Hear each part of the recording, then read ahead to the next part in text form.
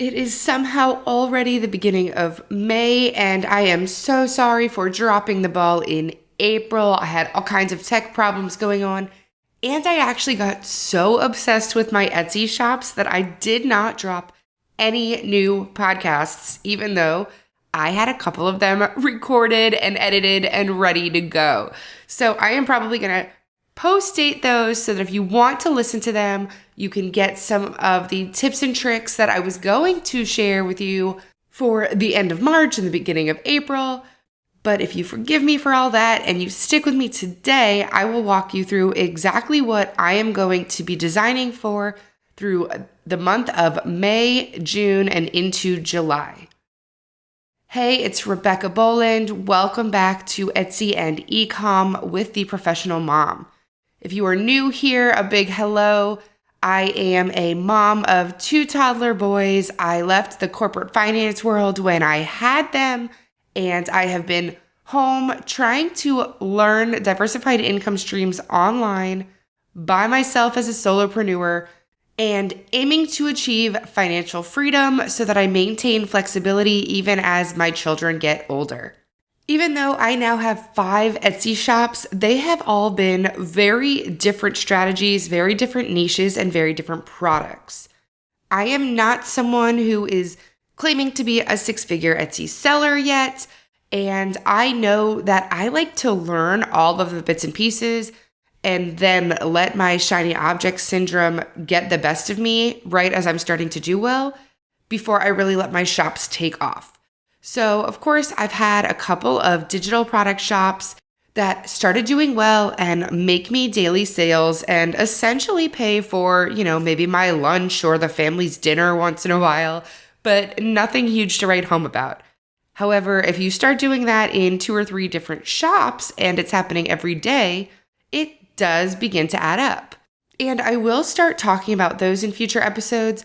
But I am right now in the very beginning stages of teaching myself print on demand with Etsy. And that's really why I started this whole podcast. So if any of you out there have stumbled onto this and you just want to learn from someone or even alongside someone who's about where you are, then this is exactly right for you. I know there are some brilliant minds online on YouTube and on podcasts that are sharing all of their experience, invaluable experience with us in lessons that we can learn and pick up. But I also know that sometimes it can be a little overwhelming or intimidating to know that you are so far from that part of the process that it almost seems like a stretch. It almost demotivates you to jump in.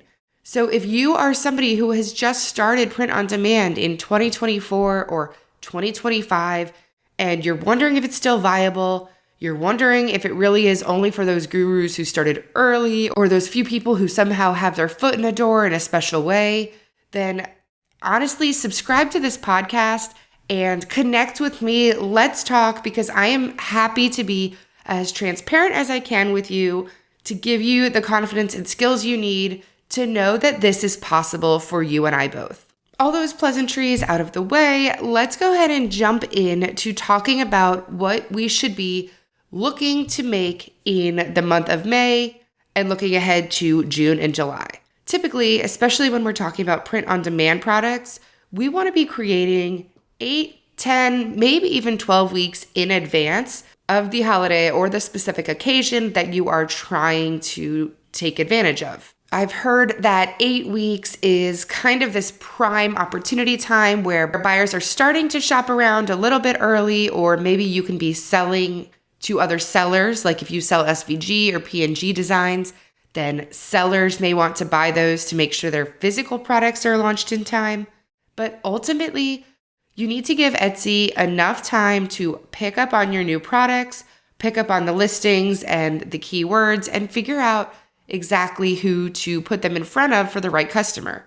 Well, if the customer volume is starting to pick up as you are putting the right product in front of them, it gives you this little extra edge to potentially have higher visibility for the upcoming season. It also, of course, never hurts to be a first mover in a new trend. So if you have done a good job trend combining and putting something super new and flashy on something for the upcoming holiday, and you're the first to market with it, then you get this first mover advantage. Plus, if you are a little newer and maybe you're slower at design or you're not sure about the trends that are popping up, you want to give yourself that extra 8-week, 10-week buffer so that you have time to be thoughtful about what you're putting on your shop front. So looking ahead in May, we of course have Mother's Day right around the corner. I would say it's too late to be designing and listing new products for Mother's Day. Now, if you still have some that you've already made, but you just never clicked publish, go ahead and get them published because you really never know. And if they're mom gifts, they could still potentially sell year round. But if you haven't created new designs, if you haven't actually put together listings for Mother's Day, let's go ahead and look past that. Don't forget to go shopping for her and maybe give her a call or take her to lunch if your mom is nearby. But from an Etsy design perspective, we want to look past that. So if we're talking about an 8-week average, I really should just jump ahead and skip outside of May altogether, and even honestly mostly past June.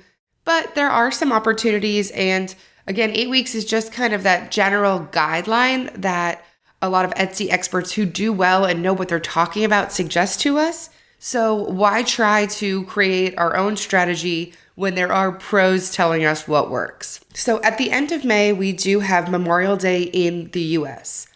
And whether you're familiar with Memorial Day or not, I did want to touch on this just because I want to share a little bit of caution around designing for the holiday, but also bring to light opportunities that might be available to you depending on if it fits your niche. So Memorial Day is a federal holiday in the US, and it honors fallen soldiers that were in any of the armed forces.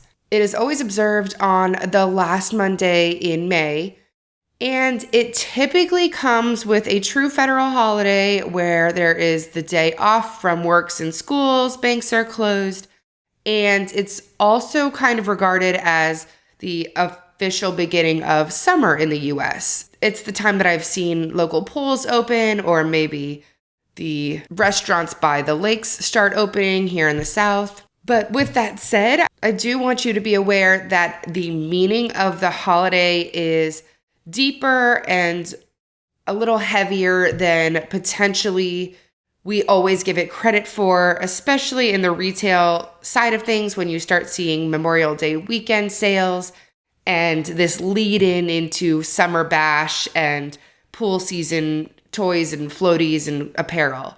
So in terms of being maybe a respectful seller, it is something that we might want to have a little bit of cultural awareness towards, and be cautious about trying to take advantage of it or any Memorial Day sales you might have been planning for. Just make sure that the tone of any of your marketing or any of your product launches makes sense or aligns with a respect. No matter where you fall on the political spectrum, it's not a political discussion, it's just a respect-based thing. That said, if you do have meaningful, sentimental, memorial-related products that does connect with this market, it could be an opportunity for you to add value by personalizing profound, meaningful gifts for somebody or families that have lost a soldier in the military. Now, after Memorial Day, when we do get into June and we are looking a little further out, closer to that 6-week time frame that we want to start designing for, we have Father's Day coming up on June 15th. And of course, Father's Day is a huge sales opportunity. And whether you are in print on demand or handmade or even digital products, there is no limit on what could be sold or positioned as a Father's Day gift. If you can personalize anything, if you can customize anything, if you have anything to sell that relates to hobbies that dads are interested in any way, whether that means you sell golf gear or you can put hiking on a t-shirt or you can embroider a hat there has got to be a way that something you sell could be marketed and positioned for Father's Day. So think about how you can expand your product line right now, or even just change some of your keywords, tags, titles, or photos to reposition items to make them more unique and appealing to the people shopping for Father's Day. So think about the wives that are going to be shopping for their husbands. Think about the kids who will be shopping for their dads or maybe even their grandfathers. And think about different types of dads that you could potentially pull in. So maybe there is a stepdad. Maybe there's a bonus dad.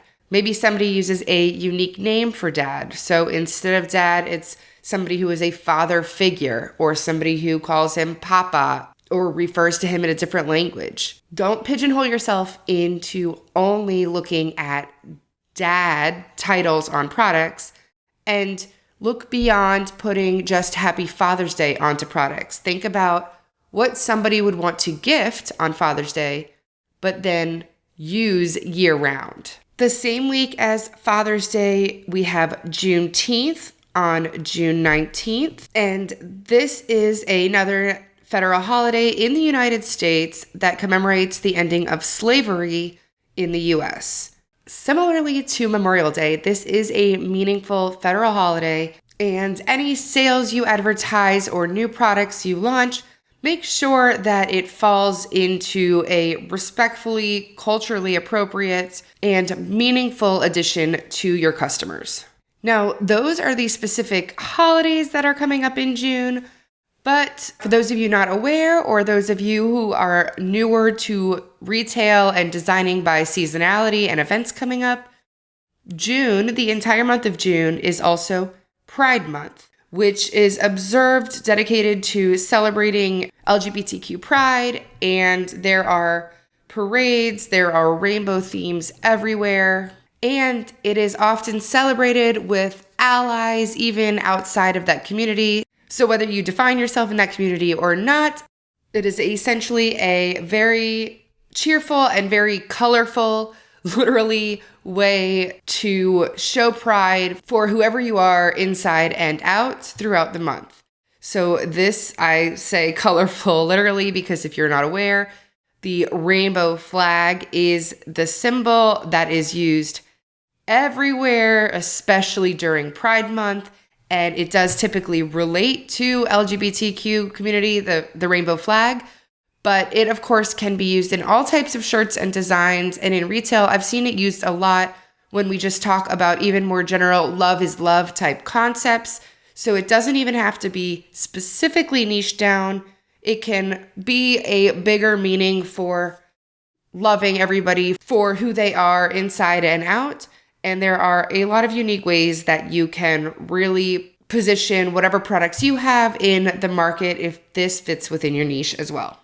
Again, just like the other holidays and events that I've touched on, if you're not familiar or you're not sure exactly what you could or couldn't say, should or shouldn't say, then don't feel obligated to design for something just because it is coming up on the calendar.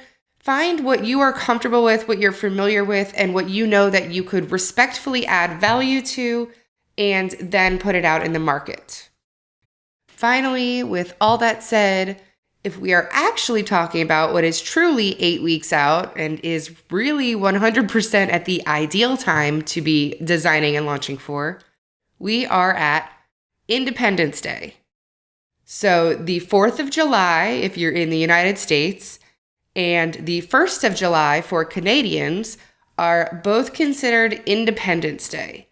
And I can't claim to know exactly how Canada celebrates, but I know that in the US that there will be an influx of customers searching for all things red, white, and blue, and typically a lot to do with outdoors, beaches, barbecues, big parties, pool parties, fireworks, all things fun and festive. Now, one of my print-on-demand shops that I've told you about before is one that falls into the beachy, fun niches, and the 4th of July is going to be a really good fit. So my strategy within the next 8 weeks is, or at least really in the next week or two, is to really buckle down and try to hit the 4th of July as hard as I can. And I will continue to design some more for Father's Day. I think maybe just till the end of this week. So maybe I'll give myself a week to really hone in on Father's Day, get the products I can out there, and then look ahead to the 4th of July, potentially finding some opportunities that are, all-American dad, and maybe still pitch them for Father's Day and let them roll into 4th of July. I think that could be a good opportunity to get new products out and seen, and even if they're a little late or a little behind the 8 ball for the Father's Day market, maybe they could still pick up for 4th of July. Within the rest of July, I really don't know of any holidays off the top of my head, though I'm sure there's some occasions that I can pull together for a future video. But with an entire month of June dedicated to certain celebrations, with some very meaningful, respectful holidays within the month of May and June, and with the seasonality of May. So let me talk about that real quick with the graduations from high schools, colleges, doctoral candidates, even from elementary schools or pre-Ks. Graduation season is in full effect and is doing really well for a lot of sellers. And a quick teaser plug, make sure you subscribe to this podcast because my next episode is going to tell you exactly which item has suddenly spiked my sales in my second print-on-demand shop. But of course, with graduations and all of the gifting to the actual graduates, you also have a new slew of teachers that are going on teacher mode or on vacation mode and want last day of school shirts. And you'll have a whole bunch of opportunities in the summer to create group shirts, matching shirts, vacation, family vacations, cruises, road trips, camping trips, bachelorettes, and summer weddings, summer brides. So even though they are not specific holidays and specific dates on the calendar, there is still a lot of opportunity to make sure to capture when you are feeling like things are slow in your shop. Listen, I know people get frustrated over a summer sales slump, but I have found so many things online that I've been just so deep in the weeds with that I am actually a little bit excited that it's summer coming up, because even though my sales in my shops are now starting to do well and I'm starting to see the fruits of my early labor the first few months, I am really excited to try to learn some other opportunities, including some new automation tools that have come out, some new softwares, and of course, some personalization that I can tie in to really stand out in the market. So again, if you are new here, thank you so much for joining me and welcome. I will leave my contact information in the show notes below and feel free to say hi. And honestly, if you were listening to this, I would love to know what is your favorite way to connect with people. So if you are an avid podcast listener or YouTube watcher, if you wanted to talk to the person on the other end of that video, how would you do it? Do you just leave comments? Do you like to be in a Facebook group? Do you like to find them on Instagram? Personally, I admit all the time I am not super great with social media right now, but I really would love to have a community that talks back with me as opposed to me just talking at my microphone by myself in the kitchen here. So if I get some emails or some feedback that everybody kind of starts to lean towards one way or another, I would love to have a small and engaged community of people that are happy to give direct feedback with each other and kind of support our small wins along the way.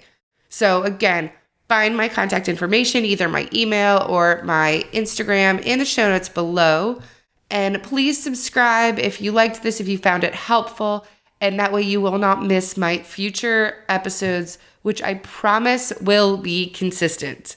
Until next time, goodbye.